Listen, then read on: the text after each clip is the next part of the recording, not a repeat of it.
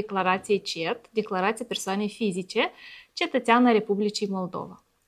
Haideți să vedem câtă lume se va conecta astăzi ca să discutăm la această temă interesantă, după părerea mea. Deci ne-am adunat aici mai mulți oameni. Haideți să vedem câți antreprenori avem, câte persoane care sunt angajate în câmpul muncii, câte mămici în concediu care stau acasă și au grijă de picii lor. Este important să înțelegem cine a venit la noi la acest webinar ca să știm cum cât mai bine să explicăm anumite aspecte, ceea ce ține de această declarație care trebuie prezentată anual de către persoanele fizice. Avem și contabile aici în cadrul seminarului, foarte bine, mă bucur foarte mult. Bine ați venit încă o dată cu toții! Eu cred că am putea să începem deja webinarul nostru. Sper că toată lumea a reușit să se conecteze. Am să rog echipa, dacă o să fie mesaj în chat, să mă anunțați, în cazul în care o să avem și întrebări pe parcursul webinarului, dar ar fi bine să le avem și să le discutăm, pentru că pentru asta ne-am adunat astăzi aici.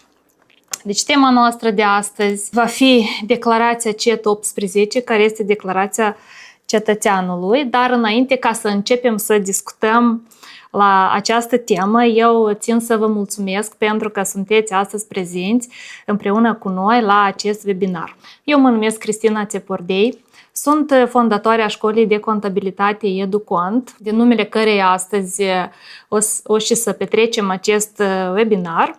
Sunt contabil cu o experiență de peste 15 ani, deci lucrez în contabilitate de când mă țin minte, iar această școală a fost fondată inițial o activitate care a început ca un hobby, după care acest hobby s-a transformat într-o școală și într-o activitate, într-o muncă de zi cu zi. Pe parcursul timpului noi am reușit să instruim aproximativ peste 2500 de cursanți care au trecut prin cursul nostru de contabilitate destinat persoanelor care vin de la început, care doresc să-și schimbe cariera sa, să ia o altă direcție, antreprenorilor care își doresc să înțeleagă cifrele, să înțeleagă documentele și câteodată să-și ducă și singur evidența contabilă a întreprinderii. Ne bucurăm foarte mult atunci când avem persoane care se realizează, care revin la noi cu un feedback și cu informații despre succesul lor care a avut loc cu ajutorul nostru sau după absolvirea acestui curs. Mă bucur că suntem astăzi într-un număr atât de mare la acest webinar și o să discutăm despre declarația cetățeanului, acea declarație cu privire la impozitul pe venit pe care trebuie să o depună fiecare persoană cetățeană a Republicii Moldova și în special persoanele care nu practică activitate de întreprinzător. Ce înseamnă asta? Asta sunt oamenii care nu dețin întreprinderi și când spun întreprinderi mă refer și la întreprinderile individuale, și la gospodăriile țărănești, și la nemijlocii, deja nu mai vorbim despre SRL și alte forme de activitate. Și în ultimul rând vreau să menționez că termenul de prezentare a acestei declarații este 30 aprilie și să nu uităm că dacă nu achiți la timp bugetului, mai avem și penalități, amenzi și altele. Ce vom discuta împreună cu dumneavoastră? Deci ce reprezintă declarația CET? De ce trebuie să o prezentăm? Și cine trebuie să o prezinte? Care sunt scutirile și deducerile la care are dreptul persoana fizică? Așa, și în ultimul capitol, metode de prezentare a declarației, cum achităm acest impozit și cum primesc banii înapoi. Cred că este o întrebare pe care toată lumea o are și cred că tuturor le este plăcut să primească banii înapoi. Ce este declarația CET? Deci forma CET 18, așa cum se numește ea de la Serviciul Fiscal de Stat, este un formular oficial aprobat prin care se prezintă și se declară impozitul pe venit a persoanei fizice în Republica Moldova. Cine trebuie să depună această declarație?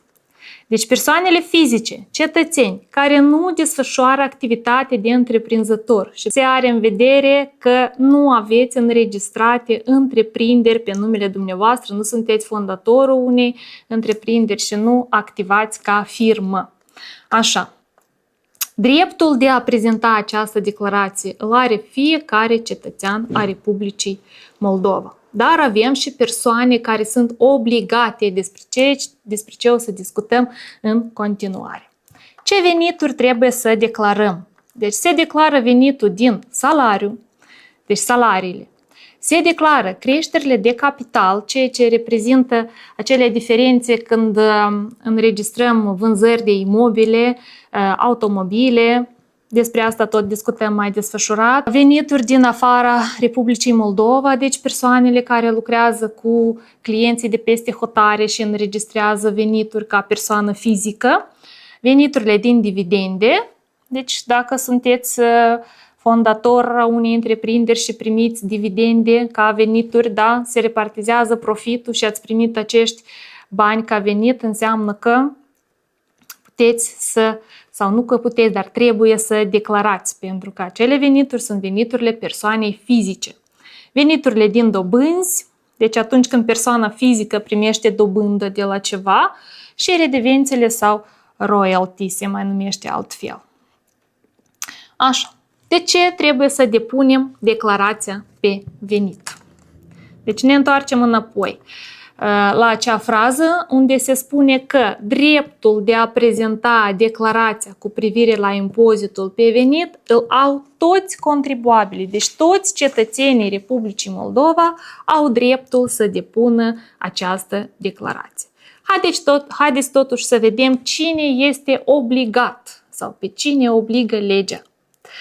Deci, obligatoriu depun declarația CET persoanele care au obligație privind achitarea impozitului pe venit ca rezultatul obținerii veniturilor sub formă de creștere de capital. Și ca exemplu am pus aici venituri din vânzări de locuință, vânzările de terenuri, automobile și altele. Deci mai avem și alte tipuri. De exemplu, haideți să discutăm despre locuințe. Este cel mai des probabil că întâlnit întrebare cum se impozitează în cazul în care eu am să vând un apartament sau o casă sau oricare alt bun locuibil. Deci, legislația ne spune că în cazul în care dumneavoastră vindeți o locuință, haideți să luăm un apartament în care nu ați locuit timp de 3 ani, deci nu este locuința dumneavoastră de bază, trebuie să achitați venit de impozit pe venit din capitalizare. Ce înseamnă asta? Din creștere de capital. Ce înseamnă creștere de capital? Dacă eu am cumpărat acest bun, să luăm o sumă ca exemplu, da? Am cumpărat un apartament cu 10.000 de euro, peste câțiva ani l-am vândut cu 15. Deci această diferență de la 10 la 15 se numește creștere de capital. Și în anumite condiții, în dependență de ați locuit în el, nu ați locuit, cât timp ați locuit, se calculează și impozitul pe venit. Cel mai oportun este ca dumneavoastră în acel moment, pentru că formula este un pic cam complexă în unele situații, să vă adresați cu contractul de vânzare-cumpărare la Inspectoratul Fiscal de Stat și ei cu mare drag vă ajută, vă calculează și vă spun că trebuie să achitați cum și dacă într-adevăr trebuie sau nu. Este varianta cea mai optimă. Avem persoane care s-au întâlnit cu aceste cazuri și au achitat venit din capitalizare, impozit pe venit din capitalizare. Network marketing. Depinde în ce formă. Sunt persoane care se ocupă cu, dacă ne-ați spune cu ce anume vă ocupați, dacă vorbim servicii de marketing, reclamă, setări de publicitate sau ce ar fi asta. Deci eu am să revin la dumneavoastră cu această întrebare. Mie nu mi-a fost foarte clar cu ce dumneavoastră vă ocupați și ca eu să nu vă dau un răspuns eronat, ar fi mai bine ca noi să scrieți întrebarea mai detaliat, după care noi o să revenim cu răspunsul. Vă rog foarte mult, dacă puteți să detalizați cu ce vă ocupați și în ce formă. Pentru că deseori mult schimbă aspectul și impozitarea o anumită situație care uneori se pare minoră, dar de fapt dumneavoastră puteți să aveți ca întreprindere individuală sau ca ceva și aici eu nu știu și nu pot să vă dau un răspuns exact. E că doamna a scris, vânzări de produse online. Iarăși, sunteți înregistrată sau nu? Aveți vreo formă sau pur și simplu sunteți persoană fizică care vindeți produse?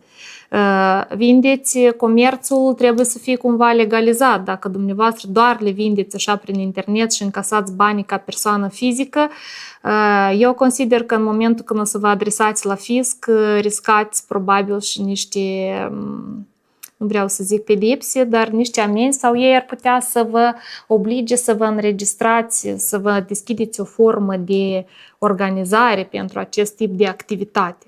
Pentru că așa ca persoană fizică să vindeți constant este o activitate de comerț și nu se permite. Să continuăm. Doina întreabă, dacă Da. termenul de 3 ani, tot trebuie achitat impozitul?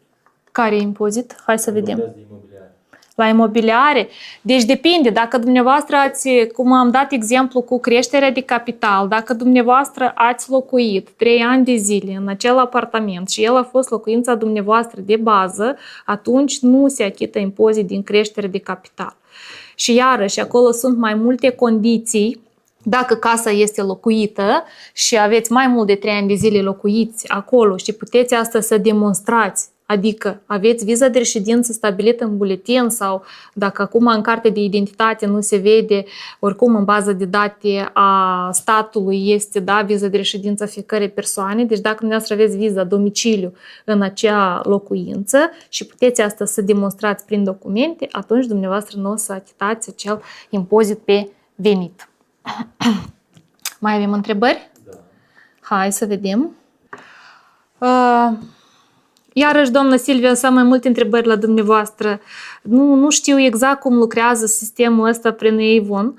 Toate cunoștințele pe care eu le-am avut, deci inițial a fost o perioadă când toată lumea își deschidea întreprindere individuală ca cei de la Avon să le poată transfera acel comision pentru vânzările de produse și aici vorbim deja despre întreprindere individuală.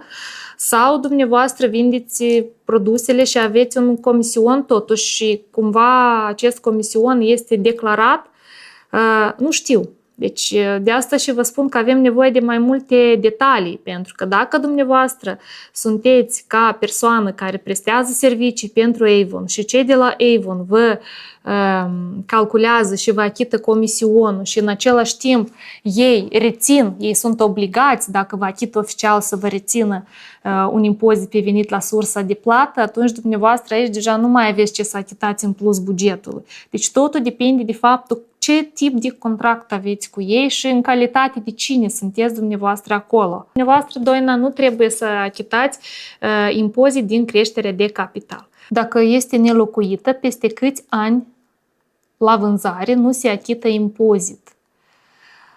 Sincer, nu pot să vă spun peste câți ani. Condiția din codul fiscal este ca să fie, deci nu mai puțin de 3 ani să locuiți în acea proprietate. Deci dacă dumneavoastră aveți 5 apartamente și locuiți numai în unul, iarăși nu pot. Depinde, încă mai avem și așa condiții de proveniență a celui bun. Deci dumneavoastră puteți să intrați în proprietate în urma unei donații sau în urma moștenirii. Da? Deci dumneavoastră nu luați. Aici mai mult se referă la faptul dacă eu cumpăr, aștept un an, doi și vând. Sau situația cu automobilele, care tot este reglementată la noi în țară în acest an, da? Că dacă tu te ocupi cu procurări, vânzări de automobile și vinzi constant unul după altul, deci fiscul deja înainte nu impozita aceste operații, iar acum aceste operații se impozitează și iarăși acum avem limită de timp și dacă eu nu greșesc tot este 3 ani, sincer nu mă amintesc acum, ca să nu achiți impozit la vânzarea acelui bun. Deci avem multe condiții despre care trebuie să ținem cont și să le cunoaștem ca să dăm un răspuns exact. Poate să vă răspundă Inspectoratul Fiscal de Stat, deci când vă apropiați la ei, sau totodată când vă duceți să întocmiți contractul de vânzare-cumpărare, poate să vă informeze și chiar și notarul despre această situație. Dar, ca recomandare, dumneavoastră puteți să, înainte de a face operația de tranzacție de vânzare-cumpărare, să apelați Serviciul Fiscal de Stat, ei au numărul lor de telefon pentru consultații, este afișat chiar pe pagina principală, 0800 15 25 este numărul lor pentru consultații și pur și simplu le expuneți situația și ei vă explică ce și cum trebuie să faceți, aveți sau nu de achitat. Mai avem întrebări? Hai! În acest caz, eu am să mă informez și am să vă spun exact, dar din câte cunosc eu la moment, pentru așa situații nu ar trebui să achitați impozit, pentru că este o sumă de bani pe care dumneavoastră ați recăpătat-o înapoi. Deci ea nu este venitul dumneavoastră, este o sumă de bani care deja a fost declarată ca venit, ați dat-o împrumut și ați primit-o înapoi. Deci juridic eu o văd așa și din punct de vedere contabil. Dar o să verificăm și în cazul în care o să fie altfel, o să revenim cu răspuns și la această întrebare. Deci noi avem așa venituri care trebuie declarate ca dobânzi. Dar dobânzile noi nu le declarăm pentru că banca deja ne reține impozitul în momentul în care le achită. Și dacă o să observați, eu am observat în aplicația de la Banca MAIB, deci la sfârșitul fiecărei luni îți vine dobânda, de exemplu, da? 2 lei la suma care o ai și totodată se reține impozitul pe venit aferent bugetului din acea dobândă. Și așa și este scris în aplicația bancară. Deci banca reține acest impozit ca impozit la sursă de plată. Ea este obligată să-l rețină de la dumneavoastră și să-l dea bugetului. De aceea aceste tipuri de dobânzi noi nu trebuie să le declarăm în declarația CET. Dacă o să vorbim despre contracte de împrumut, unde o persoană fizică poate să dea un împrumut alte persoane fizice sau juridice și să obțină o dobândă. Iată, acele dobânzi dumneavoastră va trebui să le declarați și să le impozitați, deoarece reprezintă venitul dumneavoastră. La acele dobânzi ne referim. Așa?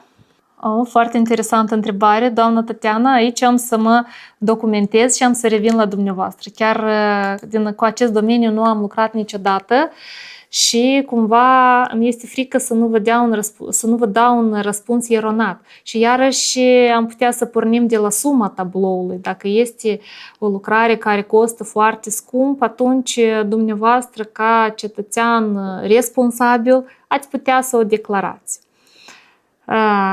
În rest, mă informez, mă documentez ca să vin la dumneavoastră cu informații și cu răspunsuri cu temei legal, pentru că altfel nu putem. Și iarăși avem nevoie încă să știm, dumneavoastră ați documentat cumva acea vânzare sau nu, sau pur și simplu ne-am dus la piață și am vândut eu cetățean altui cetățean și despre această tranzacție nimeni nimic nu cunoaște. Deci sunt mai multe aspecte care trebuie să le cunosc ca să vă răspund la această întrebare.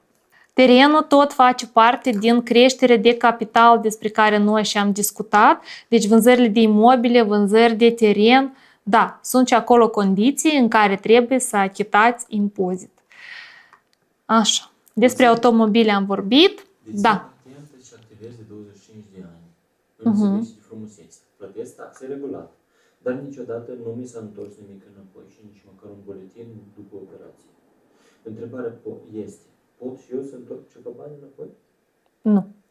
Cu regret, nu este posibil pentru că activitatea pe bază de patentă presupune că dumneavoastră achitați acea cotă fixă stabilită în legislație pentru genul de activitate pe care îl aveți în patentă și totodată vă achitați individual serviciile cum ar fi asigurarea medicală, da? Vă procurați polița și totodată asigurarea socială. Deci fondul de pensii în taxă fixă pe care dumneavoastră îl achitați lunar sau anual la cota fixă anuală.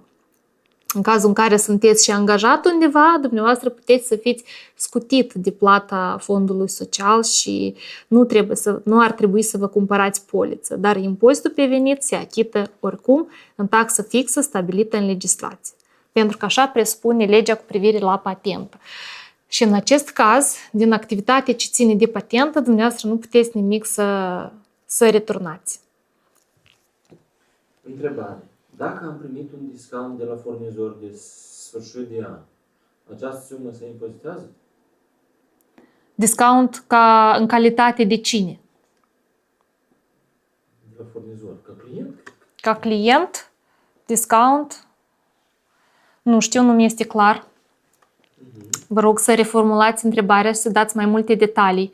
cine este furnizorul, cine sunteți dumneavoastră pentru furnizor, sunteți în calitate de client, sunteți în calitate de partener, angajat, nu știu ce ar mai putea fi. În caz s-a vândut un teren, notarul a reținut impozit din sumă diferentă. Declarația nu se mai prezintă.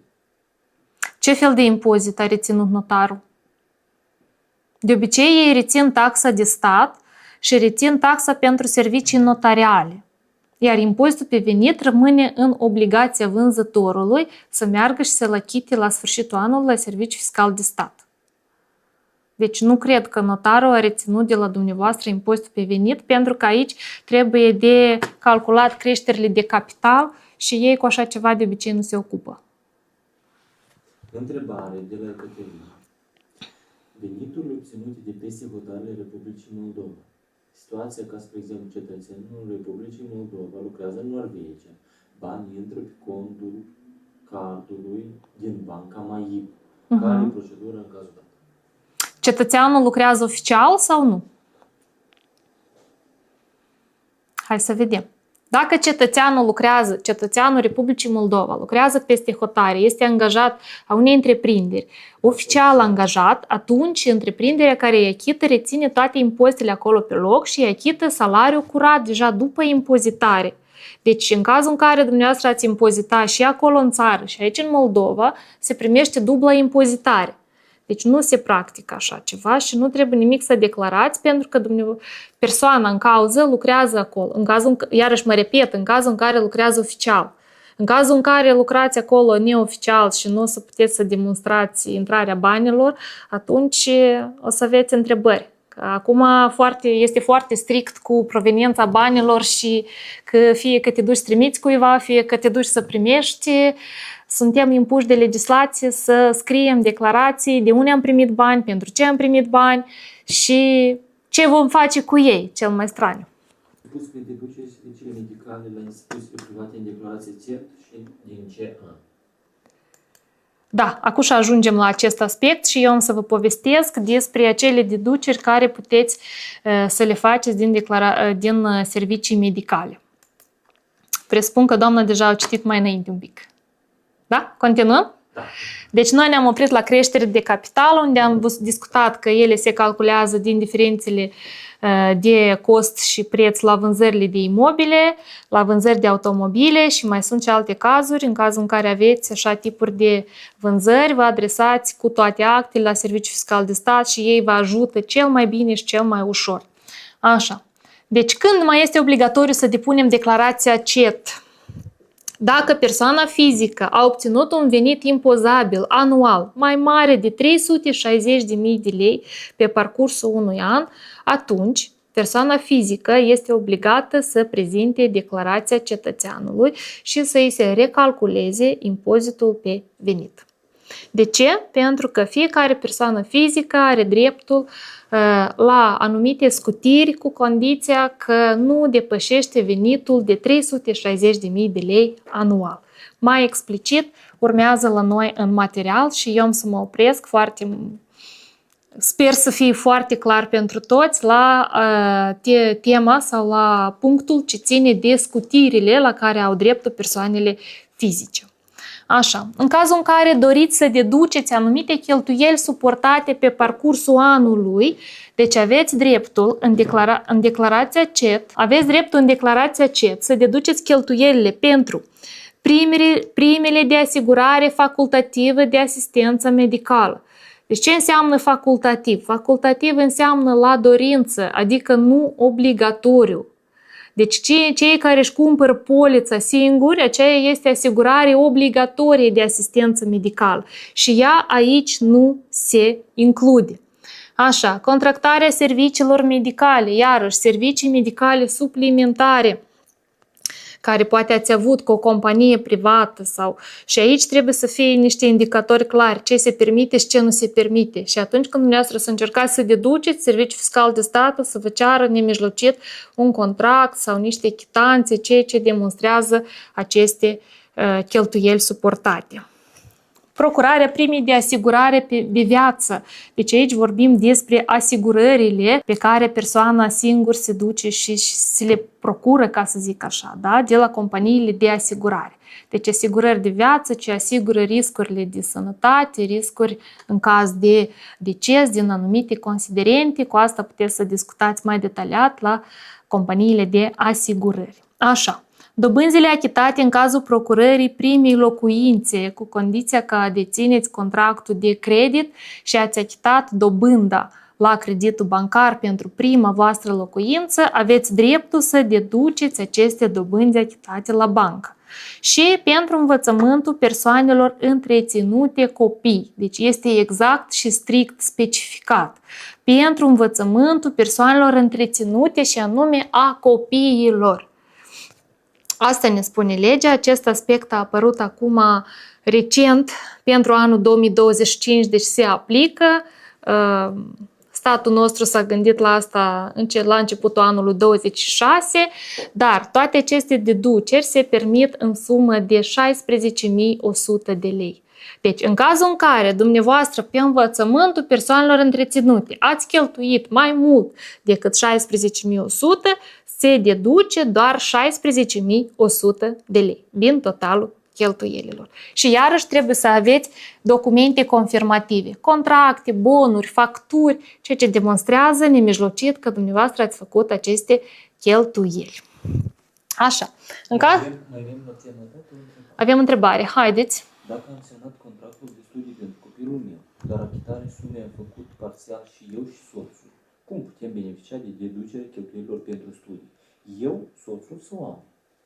Deci de deducere pentru persoanele întreținute și în cazul copiilor au dreptul ambii părinți, dar nu sunt sigură dacă nu greșesc. Sincer, nu mi-amintesc acum pentru că am citit nu de mult, dar mi-a zburat acest aspect pentru că se mai intersectează cu scutirile. Deci un părinte la sigur are dreptul pentru că contractul se face pe o persoană. Dumneavoastră nu aveți două contracte și nu aveți doi copii. Deci este contractul pentru copil poate fi achitat atât de soț cât și de soție. Și eu totuși aș vedea situația în acest caz în felul următor. Deci dumneavoastră când o să prezentați declarația CET, o să anexați contractul care va fi pe numele dumneavoastră, că nu puteți să anexați un alt contract, și totodată bonurile de achitare. Galina Mereuță, în declarația pe venit la rubrica deduceri pentru învățământ este indicată suma de 6.100 de lei, însă codul fiscal prevede 20 de lei. Care totuși e suma? Codul fiscal, care articol ați putea să ne spuneți? Care pe jur să verificăm? Dacă doamna cunoaște și articolul, ar fi perfect ca noi să putem să verificăm. Pentru că deducerile se permit și este stipulat și asta găsim și în comunicatele Serviciului Fiscal de Stat de 16.100 de lei. Așa. Deducere. Asigurarea apartamentului poate fi dedusă? Nu, aici vorbim despre asigurări de bunuri, asigurări de viață, asigurări medicale, dar nu asigurările pentru bunuri. Da? Asigurarea apartamentului, dumneavoastră îl asigurați de ce? De incendiu, de inundații, de asta nu. Dacă am primit salariu mai mic de 360.000, dar am revenit peste hotare ca dividende de la o companie fondată, în sumă mai mult de 500.000, atunci scutierea personală tot nu se păstrează în România. La dividende scutirile nu se folosesc. Deci scutirile se folosesc la veniturile salariale pe care dumneavoastră le aveți, la venitul din munca depusă, ca să zic așa. Dividendele, asta este profitul companiei care s-a împărțit asociațiilor și el se impozitează în momentul plății și nici de cum la el nu se aplică nicio scutire. Mergem mai departe? Deci când încă trebuie să depunem declarația pe venit? Dacă bonurile de instruire sunt pe numele copilului, da. cum poți confirma cheltuielile? Bonurile, cecurile, documentul de plată se are în vedere? Cred că da. Dar ce fel de document de plată dumneavoastră ați avea pe numele copilului? Da, și asta e interesant. Asta tot este întrebare. Dacă copilul la 16 ani tot poate să fie copil și poate să fie student. Și în cazul dat, universitatea, colegii, nu sunt sigură de colegii, dar universitățile la sigur că încheie contractul cu persoana în cauză care face studiile, nici de cum nu cu părinții. De aceea, chiar dacă contractul este pe copil, bonul este pe numele copilului, iar dumneavoastră sunteți ca părinte, persoana care aveți la întreținere acel copil, atunci dumneavoastră prezentați contractul, prezentați și specificați, pentru că în registrul de stat a populației, hai să zic așa, este informația și se vede foarte bine cine este acest copil pentru dumneavoastră.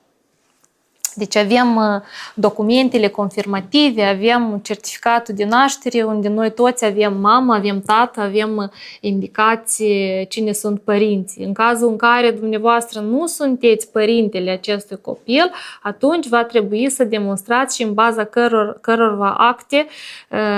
căror acte această persoană este la dumneavoastră la întreținere. Pentru că avem și așa situații. Așa. Întrebarea cu articolul. Da. Articolul 35/2. Deci 20.000 eu nu am întâlnit în legislație pentru anul 2025. Deci poate și în 26 o să fie, eu încă nu m-am informat ce ține de anul 2026, deoarece noi astăzi discutăm despre declarație pentru anul 2025. Ceea ce va fi în 2026, noi deja o să prezentăm în anul 2027 până la 30 aprilie a acelui an. De aceea chiar nu pot să vă zic cum va fi. Pentru că astăzi este așa, dar peste un an, credeți-mă că o să avem încă foarte și foarte multe modificări în legislație. Așa, haideți să vorbim un pic despre direcționarea procentuală a 2% din impozitul pe venit a persoanei fizice, care la fel se face în declarația CET. Deci dacă persoana are impozit pe venit, deci s-a achitat impozitul la buget și nu are datorii față de bugetul de stat în ceea ce ține pe impozitul pe venit, fiecare cetățean are dreptul să-și direcționeze 2% din impozitul său achitat pe tot parcursul anului unor organizații necomerciale, diferite asociații, biserici, deci există lista acestor companii pe site-ul ASP. Cine vrea să doneze 2% din impozitul achitat la buget, din impozitul său achitat la buget, deci o puteți face în declarația CET. Acolo este rubrica specială unde dumneavoastră trebuie să indicați codul fiscal acelei companii și respectiv să transmiteți către ei 2% din impozitul dumneavoastră pe venit achitat la buget. Așa, și ultimul punct despre care am vrut să vă spun, deci, este că atunci când persoana fizică vrea să-și restituie înapoi impozitul pe venit achitat în plus bugetului, deci primul pas este completarea declarației CET. Din ce motiv dumneavoastră trebuie să faceți acest lucru?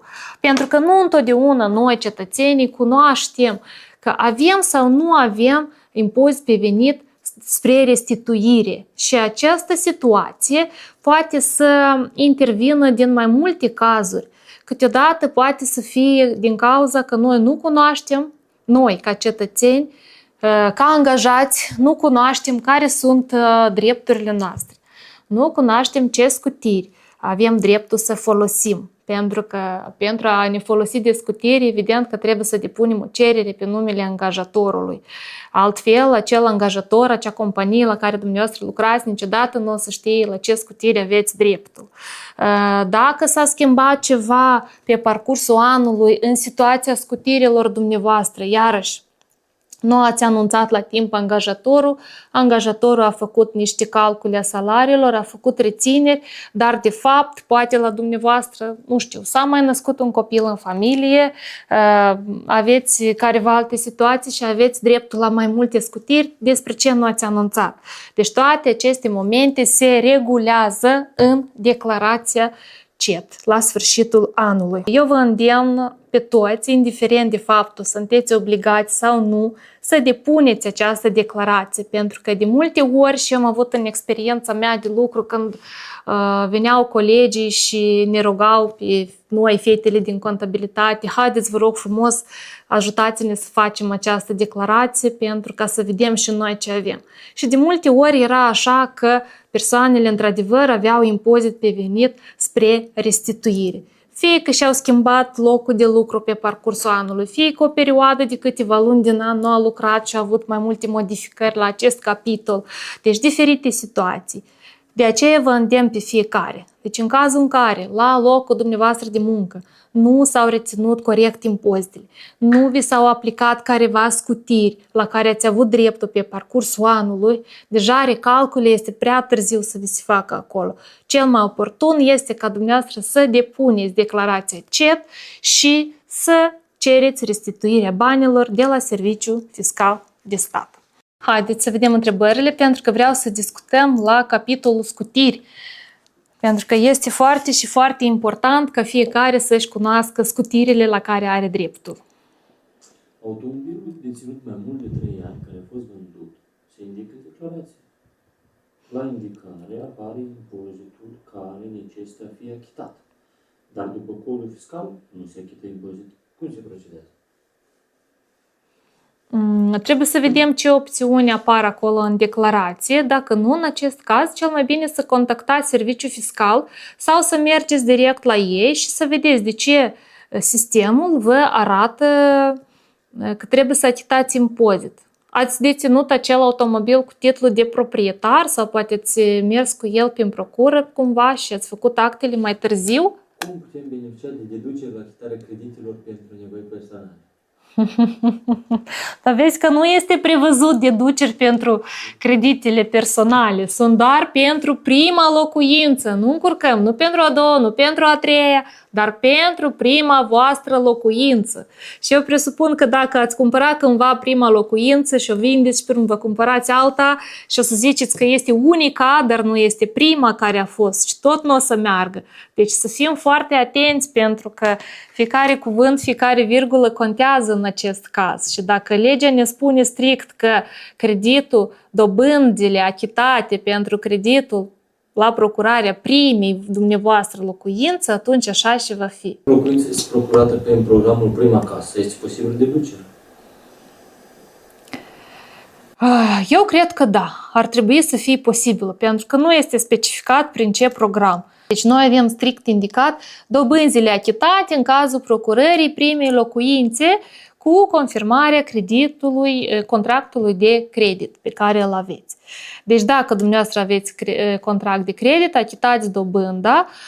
La prima casă, dacă eu nu greșesc, eu n-am lucrat, n-am beneficiat de aceste condiții, hai să zic așa.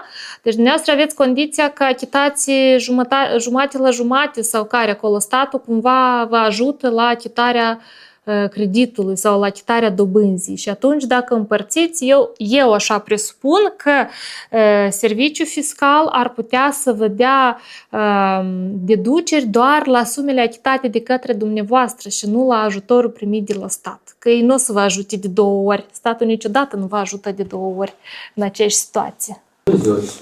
O situație similară. Fiscul a refuzat să deducă scutire pentru contractul achitat la universitate. Motivul. Achitarea a fost efectuată de către student și nu de către părinte. Menționez că banca a refuzat să primească plata de la părinte. Ați putea explica de ce? Mulțumesc. Dar studentul în acest caz nu a avut venituri pe parcursul perioadei?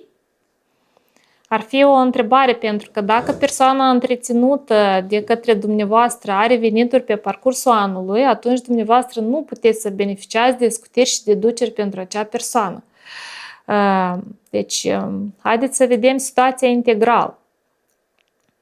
În cazul în care, oricum, studentul acela fiind la dumneavoastră la întreținere, a mers la bancă și a achitat pentru că el deja are majoratul, da, corect, dar banii au venit, cred că tot de la părinți și nu din altă parte. Dacă este așa și persoana aceea, studentul dat, nu a avut alte venituri oficiale pe parcursul anului, eu v-aș recomanda să scrieți o cerere oficială către serviciul fiscal și să cereți un răspuns în scris, unde ei concret o să vă argumenteze de ce, conform cărui articol, v-au dat refuz. Alte întrebări? Cineva întreabă, doar programul prima locuință sau și primul credit ipotecar? Primul credit ipotecar, așa se spune, prima locuință, pentru credit pentru prima locuință. Toate creditele pentru locuință sunt ipotecă. Asta este. Deci în cazul procurării primei locuințe. Atrageți atenție. Se vede mouse-ul meu pe ecran? Se vede, da? Deci dobânzi achitate instituțiilor bancare în cazul procurării primei locuințe. Eu am îndeplinit această declarație pe impozit de venit încă de la început de lună martie, pe 03 martie. Sistemul a arătat că este acceptat și am îndeplinit și cererea de restituire. Așa, perfect. În cât timp ne putem primi această restituire? Așa, foarte bine. Deci este o întrebare foarte bună, dar răspunsul la această întrebare o avem mai la sfârșit de seminar, pentru că până atunci mai avem încă de discutat. Și ceea ce vreau eu să discutăm în continuare sunt scutirile. Și vreau să-mi spuneți, toată lumea cunoaște despre scutirile la care aveți dreptul? Haideți să vedem. Ce scutiri cunoașteți? Cine poate să ne răspundă? Așa, doamna Alexandra scrie că da. Așa, bun. Doar 2 persoane cunosc despre scutiri? Cât suntem noi azi? 130. Așa. Foarte bine, copii cu dizabilități. Așa, vreau să discutăm și la acest aspect pentru că avem momente interesante și interpretate deseori de către companii. Așa, așa. Și am învățat la curs, deci avem și absolvenți. Îmi pare bine să vă văd aici. Că mai sunt persoane care scriu că am învățat la curs. Da, îmi pare bine să vă văd, vă salut pe toți. Și, într-adevăr, noi la curs învățăm și discutăm foarte mult aceste situații despre scutirile personale, despre impozitele pe care trebuie să le plătească cetățeanul, despre drepturile fiecare angajat, fiecare persoane fizice pe care ea le are în raport cu statul, în raport cu angajatorul. Deci multe situații, multe momente interesante care sunt valabile și sunt necesare unei persoane fizice, nu doar pentru a lucra ca contabil, dar și sunt aplicabile în viața de zi cu zi. Așa, văd că avem mai multe persoane de la curs. Așa, foarte bine, mă bucur. Ce părere aveți? Cine poate să ne spună ce părere aveți despre ceea ce ați învățat dumneavoastră la curs și cum v-a prins bine în viața de zi cu zi? Cine vrea să ne spună?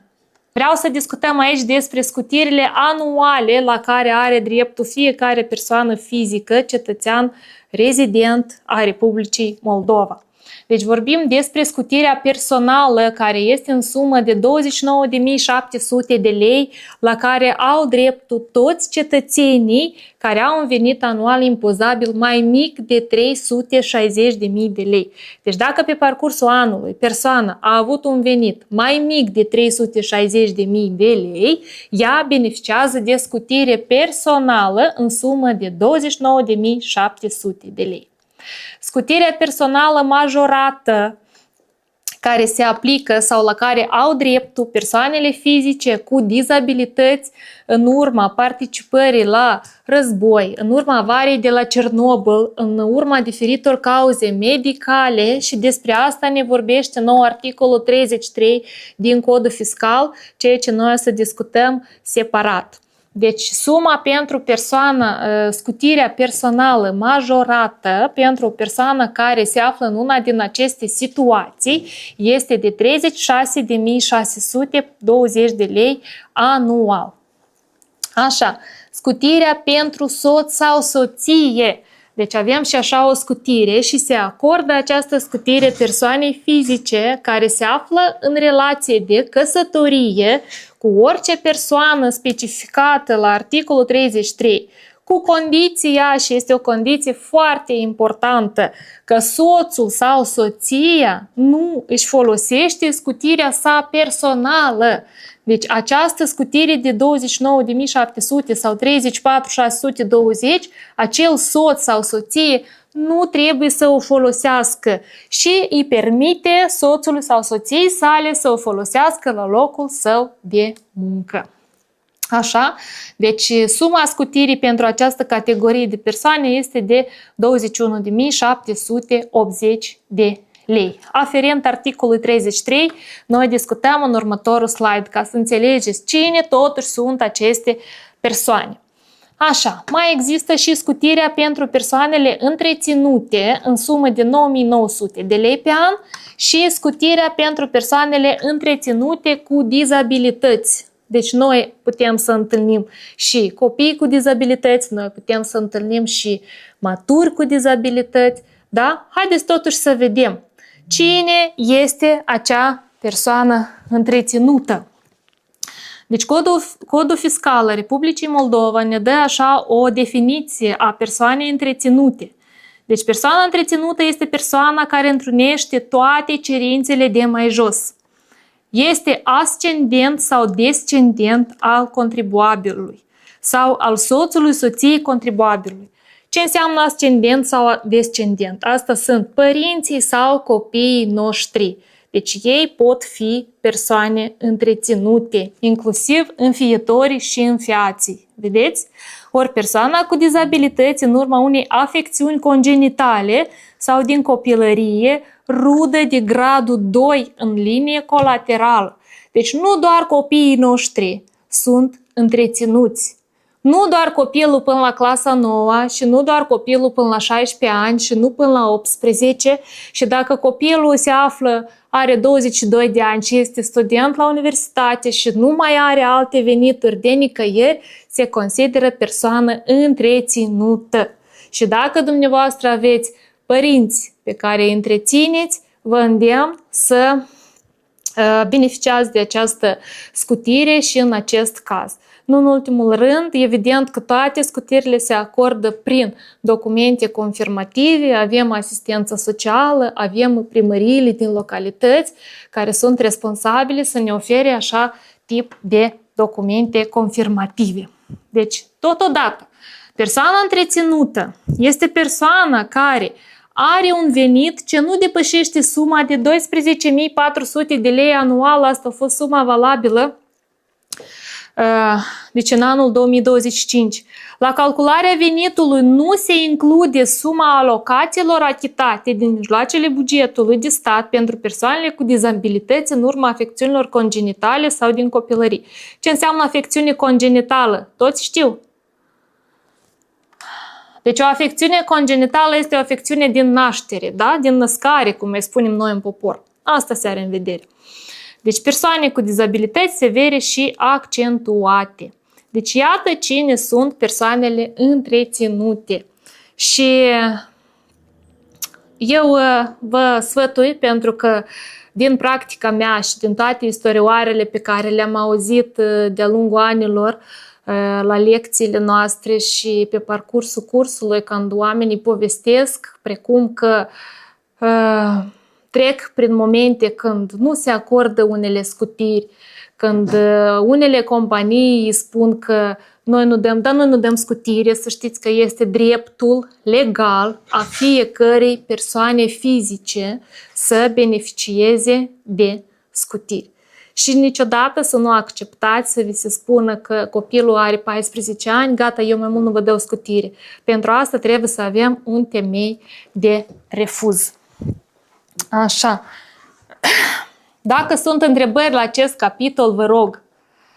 Știu că câteodată este o problemă și o temă dureroasă uneori și îmi pare foarte rău că avem colegi din domeniu, avem companii care nu respectă drepturile persoanelor.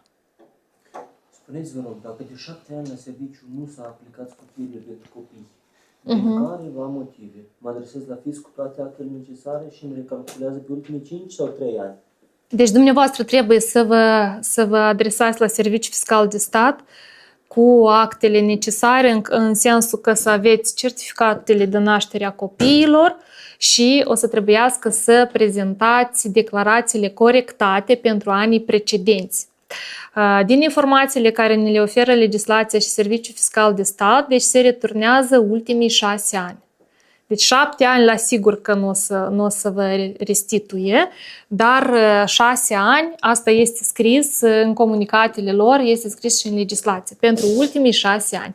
Dar dumneavoastră trebuie nemijlocit să vă apropiați la serviciu fiscal, la Direcție de Servire Fiscală din regiuni după viza dumneavoastră de reședință. Cred că asta ar fi cea mai optimală variantă. Acolo ei o să vă verifice toată situația dumneavoastră fiscală și cel mai probabil că o să trebuiască să faceți corectarea declarațiilor CET. Dacă nu ați prezentat deloc, atunci să le prezentați. CET pentru anii înainte de 2025 se acceptă? Da, dar eu, din practica mea, din experiență, direct la Serviciul Fiscal de Stat, acolo, după adresa dumneavoastră. O întrebare. Ca antreprenor independent, care închide 15% impozite, pot face cererile de impozit dacă am copii? Antreprenor independent este formă de activitate și dumneavoastră deja mergeți ca o formă de organizare juridică. Deci nu sunteți ca persoană fizică cetățean și acolo nu se aplică aceste scutiri. Dacă soții ambii sunt pensionari, soțul are dreptul de a folosi scutirea soției? Pensionar din ce cauză? Pe limita de vârstă. Deci scutirea, haideți să ne facem o pauză aici și să continuăm cu următorul slide. Scutirea pentru soț-soție se permite ca soțul care este angajat să folosească scutirea soției cu condiția că acea soție face parte din una din situațiile sau în una din categoriile din articolul 33 alineatul 2 din Codul Fiscal. Haideți să vedem ce ne spune acest articol și acest aliniat. Deci cine are dreptul la scutire personală majorată sau scutire pentru soț-soție și totodată, scutirea pentru soț-soție și scutirea personală majorată. Asta aici se atribuie. Deci, persoana care s-a îmbolnăvit și a suferit de boală actinică provocată de consecințele avariei de la Cernobâl. Este persoană cu dizabilități și s-a stabilit că dizabilitatea sa este în legătură cu cauzală cu avaria de la Cernobâl.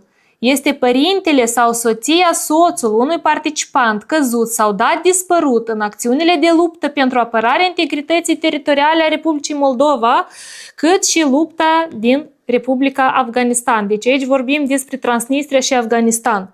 Este persoană cu dizabilități ca urmare a participării la acțiunile de luptă pentru apărarea integrității teritoriale și a independenței Republicii Moldova și iarăși avem Afganistanul.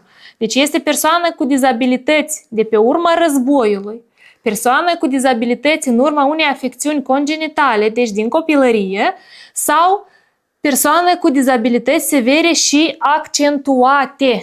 Este pensionar, dar nu pe limita de vârstă. Este pensionar, victima represiunilor politice, ulterior reabilitată.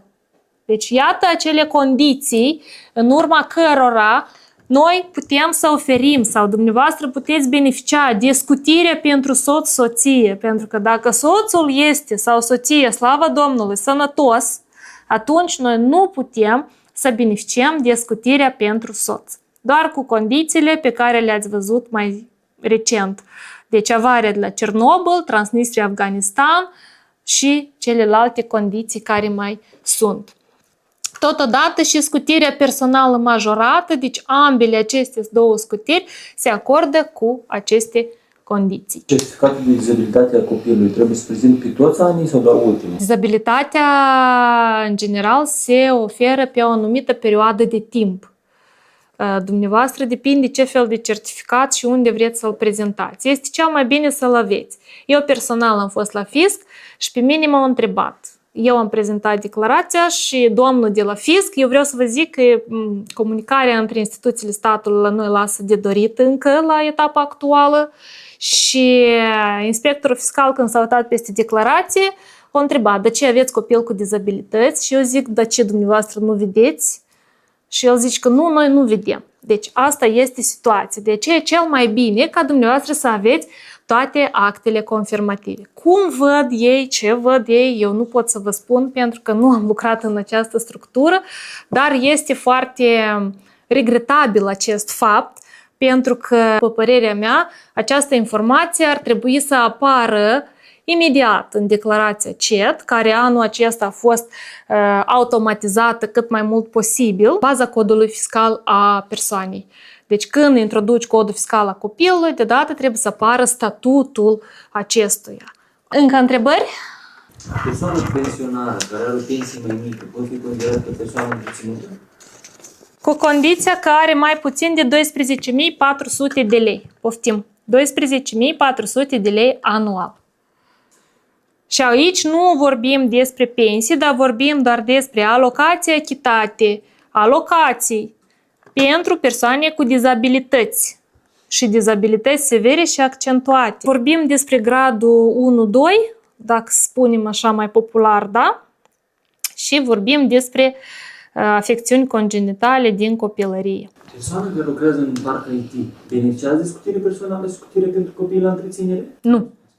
Cei din parcurile IT nu beneficiază de scutiri, chiar și vreau să vă zic că nu ne-am mijlocit acei programiști sau, nu știu, IT-șnici, cum le spunem noi așa frumos, pentru că nici fără ei nu putem să trăim în ziua digitalizării la etapa care ne aflăm noi ca societate, dar această formă de organizare și anume întreprinderile care fac parte din parcurile IT, deci pentru toți angajații lor nu se permit scutirile. Chiar acolo nici contabilii nu beneficiază de scutiri, nici alți angajați. Ei au legea lor separată, au impozitarea lor ce ține de salarizare și remunerare separată, de aceea ei nu au dreptul la scutire. Dar dacă am să înțeleg ca fondator, salariul meu e mai mic de 360.000 de lei anual, așa? La scutire să aplic? Desigur, da. Dumneavoastră, fondatorul este persoana care a creat o întreprindere. Dumneavoastră sunteți fondator astăzi, mâine puteți să vindeți întreprinderea și nu mai sunteți asociatul sau fondator acelei întreprinderi, dar să rămâneți doar ca salariat. Deci salariatul este un alt statut, este relația de muncă între dumneavoastră și compania. Faptul că tot dumneavoastră sunteți fondatorul acelei companii, acela este deja un alt statut, dar relația de muncă se creează între companie și între dumneavoastră. Deci sunteți două persoane juridică și persoană fizică.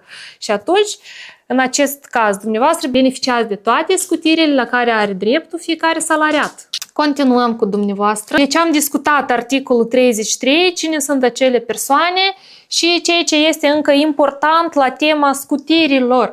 Deci scutirile la care are dreptul fiecare persoană fizică cetățeană a Republicii Moldova se acordă fie la locul de muncă de bază, fie la locul de muncă prin cumul sau se utilizează prin depunerea declarației CET până la data de 30 aprilie a fiecărui an. Să țineți minte, să memorizați că fiecare persoană poate să aleagă locul de muncă la care vrea el să beneficieze de scutire.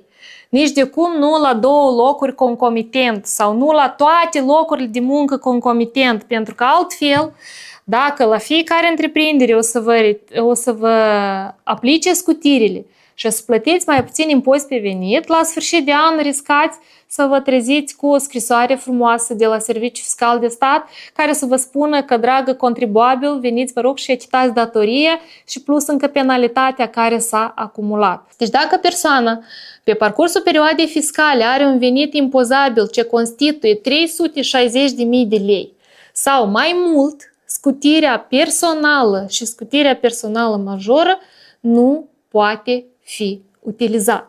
Și în experiența mea am avut așa un caz când o persoană a înregistrat, iată, pe parcursul anului, venituri mai mari de 360.000 de lei, despre care el singur a aflat la sfârșit de an și a fost nevoit să întoarcă suma scutirii personale utilizată în acel an la Serviciul Fiscal de Stat ca datorii pe impozit pe venit. Deci domnul a achitat 20 și ceva de mii de lei cât era în acel an, pare mi se fost anul 2023, pentru că am avut o gălăgie foarte mare la întreprindere pe această situație, salariatul era foarte revoltat, dar noi ca contabili și ca companie absolut nu eram de vină, pentru că nu fiecare contabil și nu fiecare om, chiar și fiind angajat, tu nu te duci și nu spui la contabil de la firmă ce venituri tu ai, da? În cazul în care ai venituri din mai multe surse. De aceea asta este pe responsabilitatea fiecărui cetățean. În continuare o să vorbim cum prezentăm declarația, dar dacă mai sunt întrebări, vă rog foarte mult. O persoană fizică lucrează și are venituri în parc IT și o companie care nu e în parc IT. Cum procedezi cu scutirea? În cazul în care persoana activează în parc IT, ea pierde dreptul la scutiri de la toate celelalte companii. Un administrator SRL care activează ca angajat mecanic auto și primește salariul doar ca angajat și nu ca administrator, are dreptul la scutiri? Îndeplinește declarația CET? Da, are dreptul la scutiri. Le folosiți, deci angajatul își folosește scutirile atunci când se calculează salariul și dacă nu le-a folosit până acum, atunci depune declarația CET și le folosește în declarație și respectivul să aibă impozit pe venit spre restituire de la buget. Pentru că dacă pe parcursul anului unui salariat nu i s-au aplicat scutirile la care el a avut dreptul, atunci prin declarația CET dumneavoastră indicați scutirile la care aveți dreptul, fiscul verifică toate aceste informații și din luna mai deja o să puteți să depuneți cerere de restituire a impozitului pe venit achitat în plus bugetului. Codul de plată a contractului de studiu la colegiul aficii este codul personal al fiicilor. Dar fiscul mi-a reproșat că nu este numele meu ca părinte și nu face restituire de cheltuieli. Ce putem face acum? În acest caz, fiscul v-a reproșat, eu presupun că dumneavoastră v-ați adresat la Serviciul Fiscal de Stat și ați primit un răspuns verbal. În acest caz, eu aș merge pe o solicitare sau pe o cerere în formă scrisă și să cereți anume niște explicații precum că nu este clar. Poate în cazul în care dumneavoastră ați încercat să depuneți declarația în primele luni ale anului, când abia a apărut această normă, pentru că norma este într-adevăr nouă, dar se aplică pentru anul precedent 2025, poate nici persoanele care v-au consultat nu erau foarte bine informate. Dar trebuie întotdeauna, când primiți un răspuns, să cereți argumentare legală, să vi se prezinte concret care lege, care articol și vreau să vă zic din experiența mea ca persoană, ca cetățean, în cazuri de acestea există așa o întrebare. Unde este scris? Unde scrie? Unde nu te-ai duce? Cine îți spune că așa nu se poate, așa nu se poate? Tu îl întrebi. Și mă refer la instituțiile de stat, că de obicei sunt situații abuzive la noi în țară, când pur și simplu din lene sau din alte motive omul nu vrea să lucreze, nu vrea să se implice și îți spune că nu ai voie. Și atunci veniți cu întrebarea. Unde este scris? Prezentați, vă rog frumos, actul, legea, articolul și eu o să deschid și am să citesc. Și o să vedem, e voie sau nu e voie. Și încă un sfat așa care ați putea să-l utilizați, să știți că dacă aveți o cerere scrisă, atunci trebuie să obțineți și un răspuns în scris. Iar răspunsurile în scris trebuie să fie detaliate și nici de cum altfel. Și dacă aveți un răspuns în scris în care nu sunteți siguri și stați la dubii, atunci cu el puteți să mergeți mai departe în alte instituții și să vă faceți dreptate.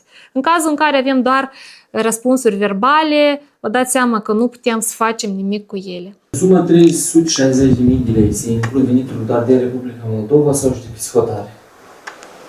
Și cele de peste hotare, pentru că vorbim despre venituri impozabile.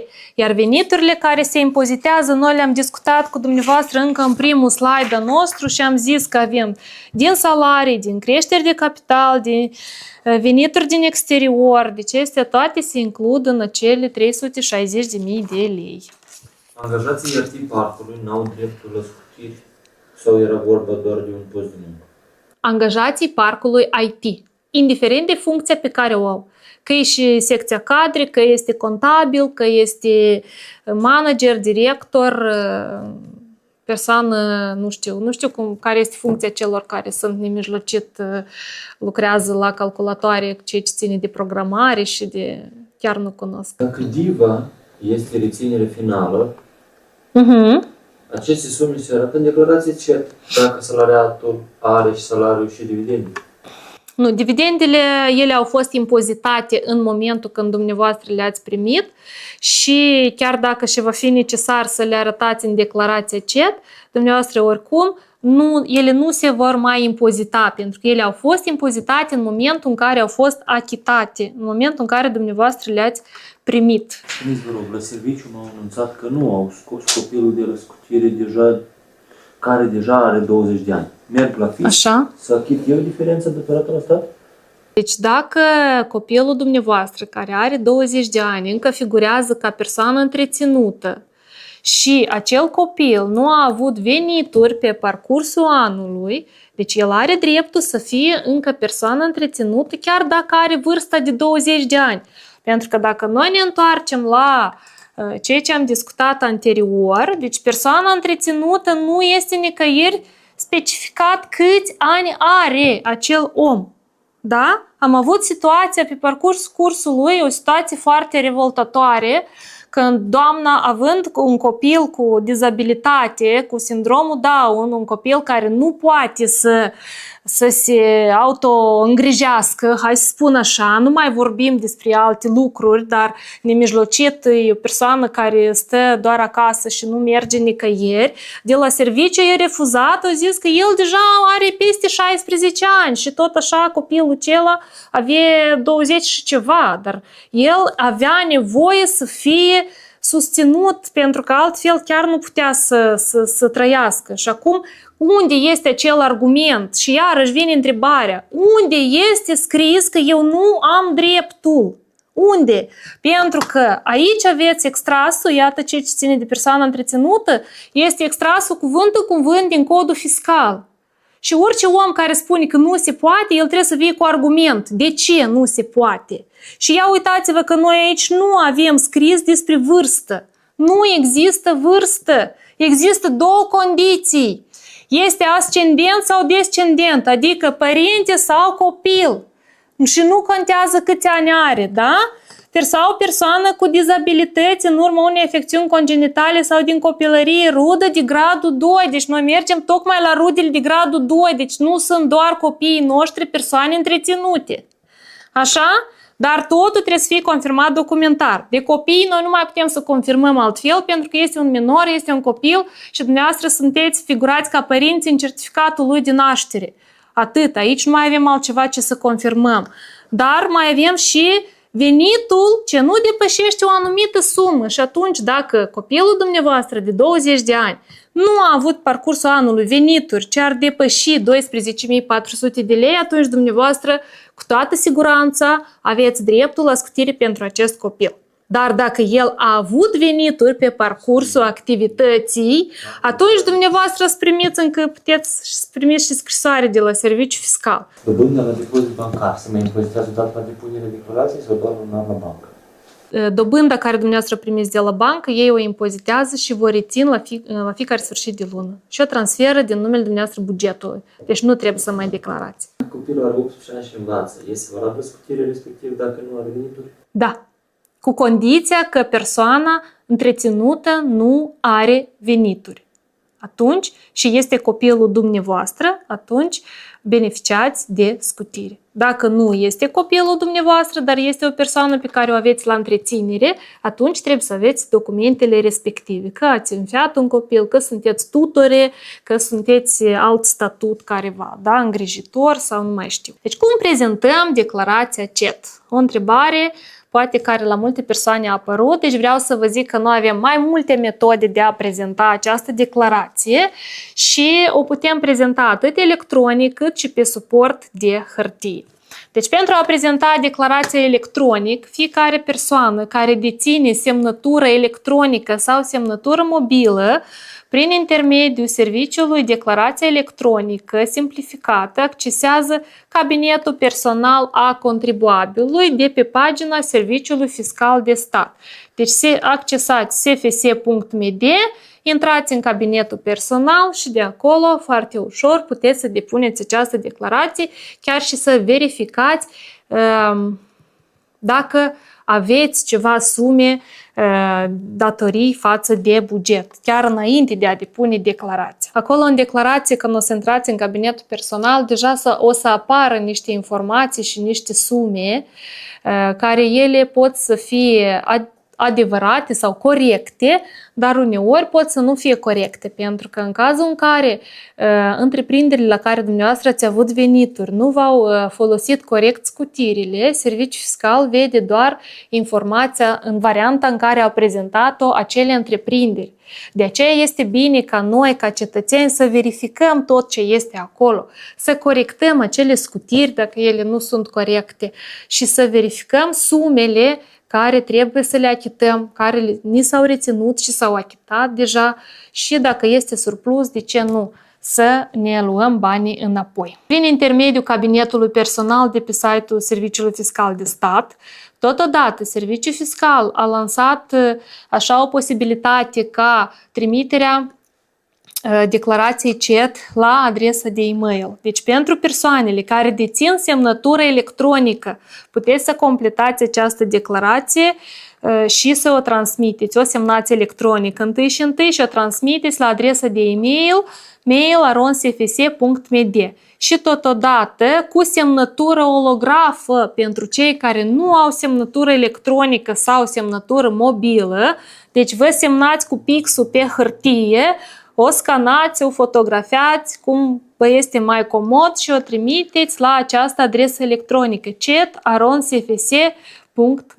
Astea sunt la noi variantele electronice prin care noi putem să depunem declarația. Deci nu este neapărat să fim în țară, nu este neapărat să venim la fisc sau nu știu ce să mai facem. Da? Deci declarația pe suport de hârtie poate fi prezentată la oricare direcție de deservire fiscală a Serviciului Fiscal de Stat cu buletinul de identitate. Mergeți la fisc, spuneți că vreți să prezentați declarația și deja acolo colaboratorii sau angajații Serviciului Fiscal vă generează declarația, dumneavoastră o verificați dacă este tot corect și respectiv o semnați și o prezentați acolo pe loc. Totodată, pe suport de hârtie mai avem așa o variantă ca transmiterea prin intermediul oficiului poștal, deci prin poșta Moldovei, printr-o scrisoare recomandată sau poate fi și altă poștă, nu știu. Deci, printr-o scrisoare recomandată, ca să aveți și confirmarea că ați transmis, completați, semnați holograf și trimiteți la Serviciul Fiscal, doar trebuie să vă străduiți să fie până la data de 30 aprilie, pentru că orice întreprindere își pune data de intrare atunci când primește acel document. Și este bine ca ei să-l primească până la data de 30 aprilie. Deci astea sunt posibilitățile, uitați-vă că sunt 5 la număr, deci trebuie doar să fie dorință. V-am prezentat aici pașii de accesare a declarației electronice de pe site-ul sfs.md, de pe Serviciul Fiscal de Stat. Deci avem aici, în primul rând, deci primul pas, deci este pagina principală a Serviciului Fiscal de Stat, de unde trebuie să alegeți cabinetul personal. După ce o să alegeți cabinetul personal, o să se deschidă meniul ca să intrați în cabinet și pentru asta trebuie să dețineți semnătura electronică. După ce ați semnat cu semnătura dumneavoastră, fie că este electronică, fie că este mobilă, fie că aveți poate buletinul, carte de identitate care acum se eliberează automat, absolut gratuit, inclusiv cu semnătură, deci nu contează, intrați și accesați serviciile, da? Aici o să apară datele dumneavoastră personale, o să accesați servicii, După care, la pasul 3, alegeți declarația electronică a cetățeanului simplificată pentru anul 2025. Este declarația simplificată, într-adevăr, lansată în acest an, pentru ca să ne simplifice nouă completarea acestei declarații. Totodată, aici avem și așa opțiune ca verificarea obligației fiscale pentru persoanele fizice. Deci, înainte de a completa declarația, dumneavoastră puteți să optați și pentru verificarea obligațiilor, dacă vă este așa mai comod. Așa? Deci alegem declarația electronică, după asta ați intrat în meniu cu declarații și apăsăm Creează declarația. Din moment ce ați ales să creați o declarație, se deschide formularul declarație și trebuie să începeți doar să completați datele dumneavoastră necesare, să indicați veniturile pe care le-ați avut, să indicați scutirile la care aveți dreptul și deja să vedeți rezultatul. Întrebare. În cazul în care depunem declarația electronică, cum atașăm documentele confirmative ale cheltuielilor? Păi trebuie să le aveți în format scanat sau fotografiat, acolo să vă ceară un anumit format. Sincer, nu pot să vă zic, dar cel mai popular este PDF-ul, care și pozele la fel cred că o să meargă. Haideți să vedem cum se achită impozitul online. Deci în cazul în care ați prezentat declarația CET sau ați verificat situația dumneavoastră și ați depistat că trebuie să achitați sau aveți de achitat impozit pe venit la buget. Deci impozitul pe venit se achită online prin intermediul serviciului de plăți guvernamental mPay. Deci dumneavoastră intrați acolo și generați o notă de plată pentru impozitul care trebuie să-l achitați sau totodată puteți să achitați din cabinetul personal al contribuabilului, da? Direct de pe pagina Serviciului Fiscal de Stat. Totodată vreau să vă menționez că acum, nu știu dacă mai sunt oameni care nu se folosesc de serviciul EVO sau de aplicația EVO, portalul cetățeanului cu toate informațiile noastre și acolo la situația fiscală, în cazul în care o să aveți datorii față de buget, la fel o să apară acea sumă cu posibilitatea ca direct de acolo să faceți achitarea datoriei față de buget. Deci avem mai multe posibilități ca să plătim. Și cea mai interesantă întrebare, probabil care apare sau a apărut pe parcursul acestei ore, cum solicităm restituirea impozitului pe venit achitat în plus sau cum obținem noi înapoi acei bani pe care i-am achitat în plus bugetului. E clar că dacă avem datorie, fiscul ne scrie scrisorică, frumușel și noi cu ea sau achităm electronic sau fuguța mergem la bancă, la poștă ca să achităm. Dar ce facem în cazul în care avem avans la buget? Persoanele care vor solicita restituirea impozitului, trebuie să depună o cerere. Deci tot se face prin cereri.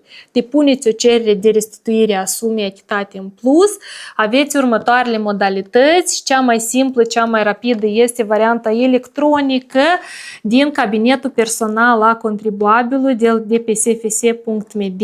În cazul în care aveți sume spre retur, dumneavoastră puteți să depuneți de acolo nemijlocit cererea de restituire, să o semnați electronic și să o transmiteți la fisc. La fel, de pe site-ul sfs.md mai avem și opțiunea de e-cerere și acolo la alte compartimente, la persoane fizice, la fel găsiți cerere de restituire a sumelor achitate în avans. Dacă vreți să depuneți pe suport de hârtie de sine stătător la subdiviziunea Serviciului Fiscal de Stat, în raza căruia vă deserviți. Și cum am spus și mai devreme, cineva a întrebat dacă poate să prezinte și să solicite bani pentru perioadele precedente, deci vă adresați la Serviciul Fiscal, la acea subdiviziunea Serviciului Fiscal unde aveți domiciliu sau viza de reședință. Și prin intermediul poștii electronice a Serviciului Fiscal de Stat, deci completați cererea și trimiteți la mail aronsfs.md. Să fiți atenți că este formular de cerere special, deci îl găsiți foarte ușor pe site-ul Serviciului Fiscal, cerere care trebuie nemijlocit să o completați. Persoana fizică poate solicita restituirea sumei reținută în plus în termen de 6 ani din data apariției acesteia. După 6 ani, deci dacă au trecut 6 ani de la data apariției acelui avans, el este casat în folosul bugetului. Deci statul își lasă lui acei bani și se restituie banii în termen de până la 45 de zile din data primirii cererii. Respectiv, dacă dumneavoastră o să anexați datele bancare, atunci o să vă vină banii la cardul bancar sau la oficiu poștal. Documentul confirmativ nu se atașează. De ce? Permite doar scrierea, numărul documentului și suma. Încercați din cabinetul personal, probabil, da? Nu știu, trebuie să vedem. Poate probabil să fie în format PDF, dumneavoastră în ce format încercați să-l atașați. Și ce eroare vă dă în cazul în care, sau în general, nu vă apare opțiunea de atașare. Cel mai des pozele sau formatele astea mai rar întâlnite nu se acceptă.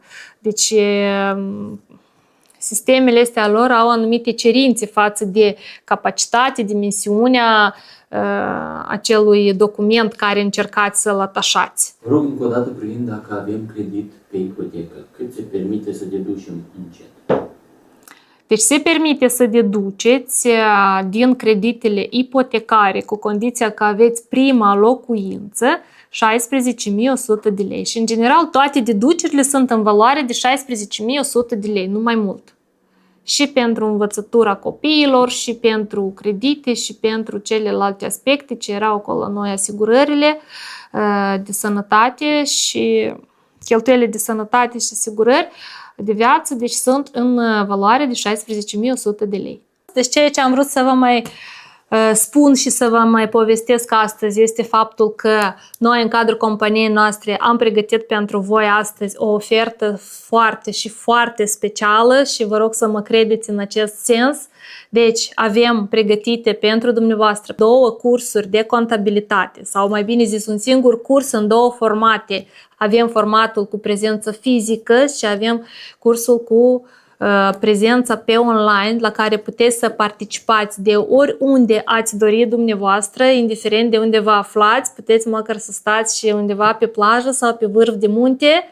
Important să aveți conexiune la internet și dorința mare de a studia și de a învăța ceva nou. Deci avem oferta noastră promoțională pentru dumneavoastră, pentru cursul fizic, care costă în regim normal 6.500 de lei. V-am pregătit o ofertă de 5.000 de lei. Ambele cursuri sunt cu 1.500 de lei reducere și puteți să vă înregistrați acum pentru a vă ocupa acel loc, pentru că, sincer, locurile se ocupă foarte și foarte repede.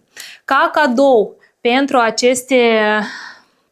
pentru persoanele care se vor înregistra, o să oferim un seminar ce ține de inventarierea în cadrul companiei, deci este un seminar destul de valoros cu informații importante care vă ajută în activitatea dumneavoastră, fie că sunteți contabil, fie că sunteți antreprenor, sunteți director, este o informație utilă, este o informație care vă ajută să duceți corect, să faceți ordine în ceea ce se întâmplă la dumneavoastră, la întreprindere și să respectați și legea, pentru că asta tot este un punct foarte și foarte important.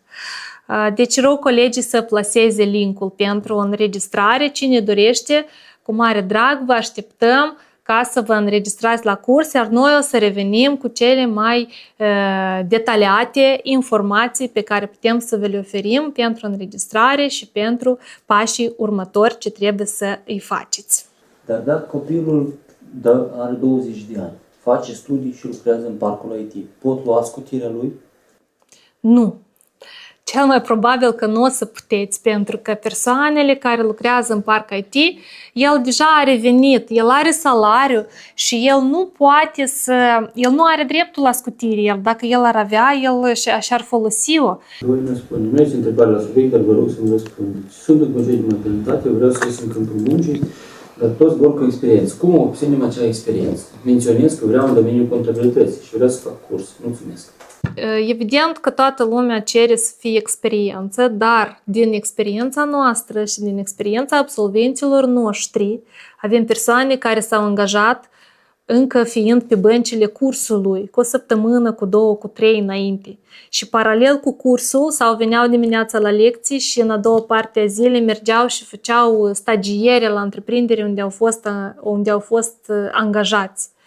De ce vă îndemn să veniți? Pentru că nu vă uitați că peste tot este scris cu experiență, că și oamenii care caută cu experiență și nu găsesc, câteodată acceptă și persoane fără experiență, dar care sunt dornice să învețe, care se străduie și investesc timp în dezvoltarea sa. Și noi toți cândva am fost fără experiență. Și dacă vreți să mă credeți, primul meu lucru a fost doar pe cele mai simple documente. Și eu tot am început cu un curs de contabilitate, fiind studentă cu totul altă facultate, am făcut un curs de contabilitate ca elementar să pot să mă angajez ca un vânzător la supermarket. Asta a fost foarte de mult, a fost anul 2009.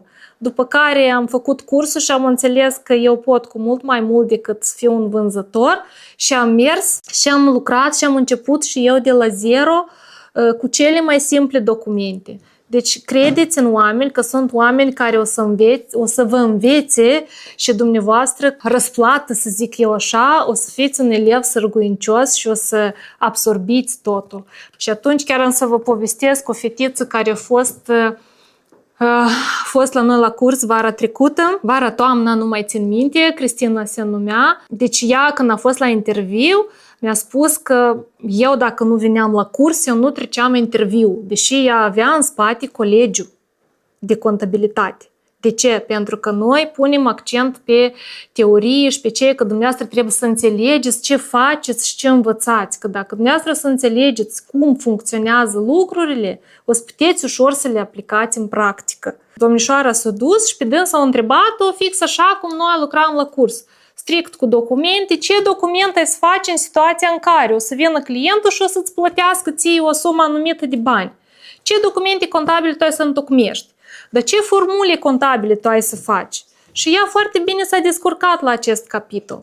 Așa că vă îndemn să veniți și să faceți un curs pentru că este foarte bine și este un început bun pentru cei care sunt de la zero. Este o schimbare a direcției profesionale pentru oamenii care vor să schimbe și am avut oameni și profesori care au făcut pedagogie mulți ani și s-au schimbat, au trecut după curs, s-au angajat și lucrează în domeniul bancar pentru că nu mai vor să învețe copii sau s-au săturat și nu le mai place. Am avut oameni care au venit din bucătari, design, din ce vreți. Deci fiecare persoană și pentru fiecare este un lucru bun și niște cunoștințe valoroase. Soțul a avut în anul 2025 creștere de capital din vânzarea 2 imobile. Așa. El este angajat în Parc IT. Ei din septembrie 2025 sunt șomieră. Spuneți, vă rog, dacă el poate folosi scutirile mele, dacă le am.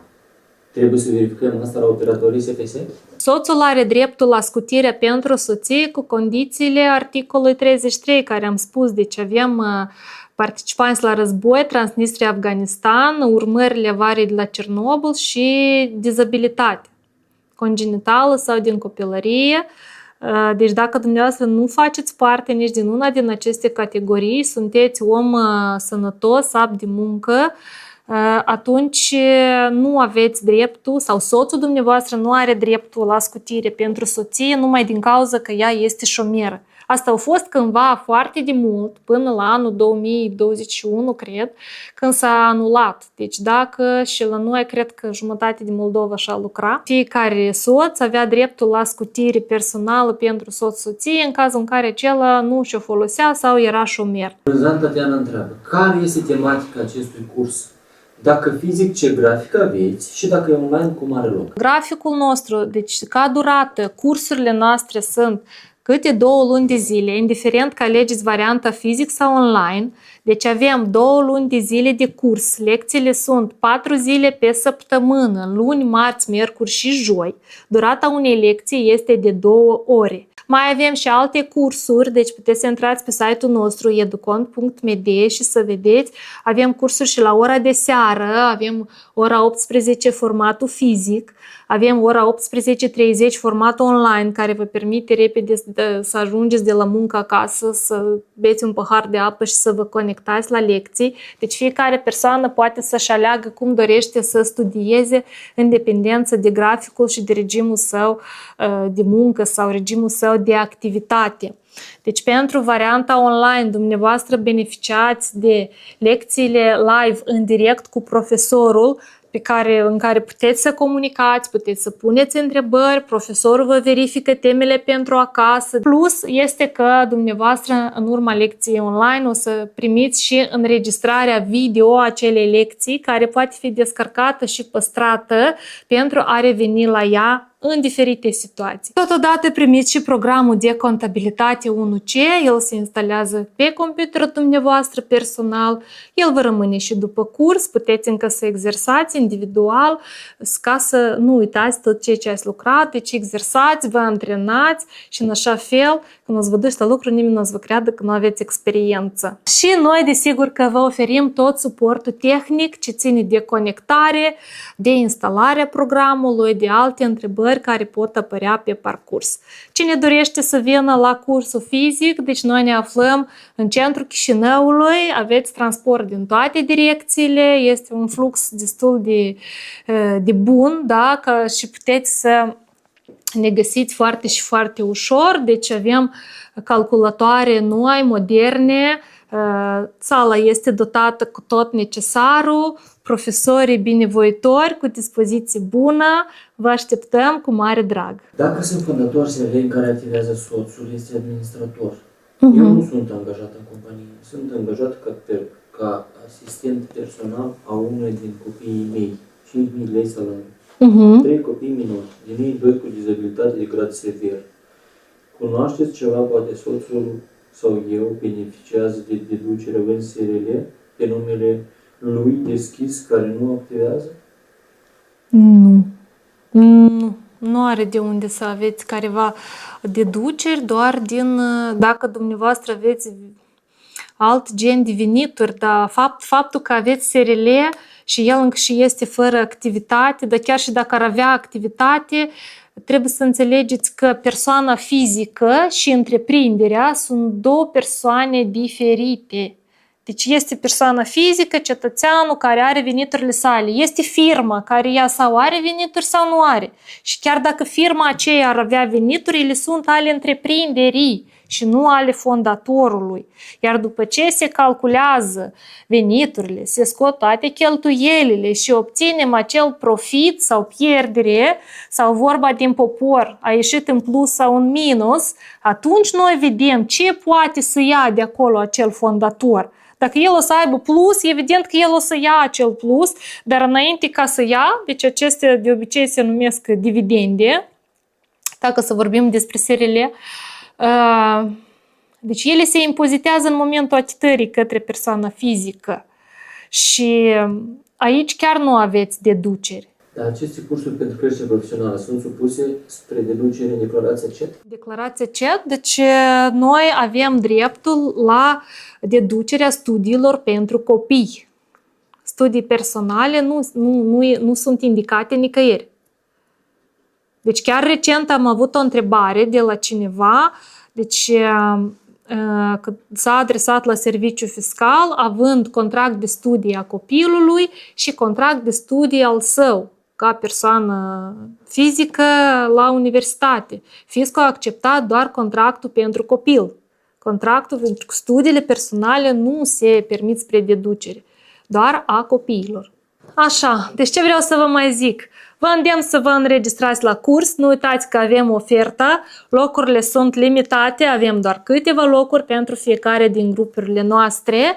Deci nu pierdeți ofertele, nu pierdeți cadourile noastre, noi cu mare drag vă așteptăm, chiar și după ce o să se termine ofertele, să știți că mereu și mereu pregătim ceva interesant pentru clienții noștri, pentru cursanții noștri, pentru oamenii care deja au trecut prin curs și încercăm mereu să fim la legătură și anul acesta ne-am propus să avem mai multe seminare tematice cu mai multe informații utile pentru toată lumea, nu doar pentru contabil, deci cu mare drag vă invit să urmăriți paginile noastre pe rețele și vă îndemn să completați declarația CET. Dacă aveți surplus, cereți de la buget, că bugetul restituie. Și dacă cineva vă refuză, pentru că am avut și așa cazuri când persoana s-a adresat la serviciu fiscal și acolo doamna i-a zis că dar nu există așa ceva, de unde ați mai venit și voi pe capul meu, faceți în format online, pentru că online niciodată nimeni nu o să vă spună că nu se poate, dar o să vină cu un răspuns oficial. Vă mulțumesc pentru atenție și pentru timpul acordat. Sper din tot sufletul că informațiile pe care am reușit noi astăzi să vă le oferim și răspunsurile la întrebări o să fie utile pentru dumneavoastră și vă îndemn încă o dată să ne urmăriți pe rețele de socializare, că noi o să avem mai multe surprize în acest an pentru dumneavoastră.